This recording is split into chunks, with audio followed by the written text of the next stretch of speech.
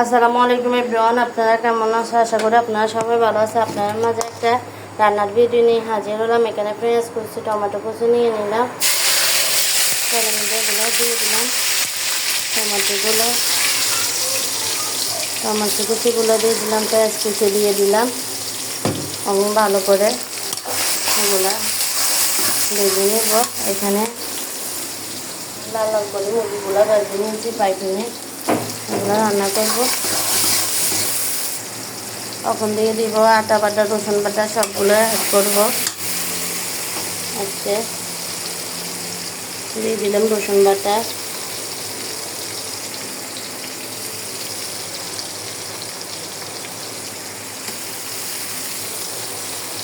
দিয়ে দিলাম আদা বাটা। এখন দিয়ে দিব আদা বাটা, রসুন বাটা অ্যাড করব। সম্পূর্ণ মশলা অ্যাড করলাম। ভালো করে মশলাগুলো কষাই নেব।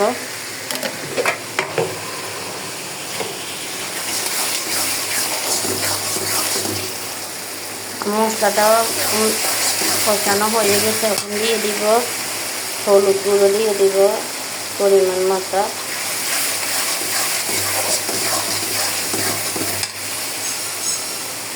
হলুদ গুঁড়ো অ্যাড করলাম। এখন দিয়ে দিব মরিচ গুঁড়োটা অ্যাড করব।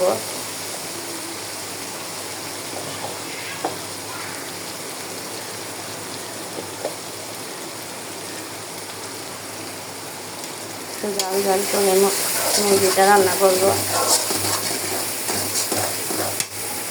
সম্পূর্ণ ভাজে রাখা মুরগিগুলো দিয়ে দিব। দিয়ে দিলাম। আজকে কুকারে রান্না, কুকারের পাশে কুকারে রান্না করবো না, আজকে এভাবে রান্না করব। সম্পূর্ণ মশলা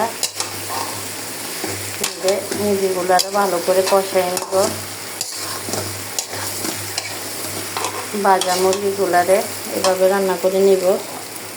এভাবে রান্না করে দেখবেন, খুবই মজার রান্না, জাল জাল রান্না, অনেক খুবই মজার রান্না লাগবে। ট্রাই করবেন ইনশাল্লাহ।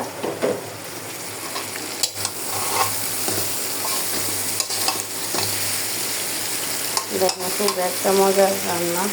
এখানে আমি ভাত রান্না করতেছি।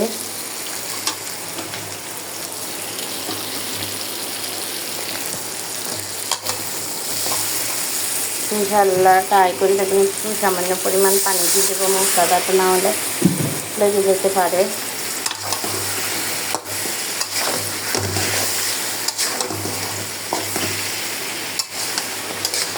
তখন কষক, তারপরে পানি দিয়ে দিব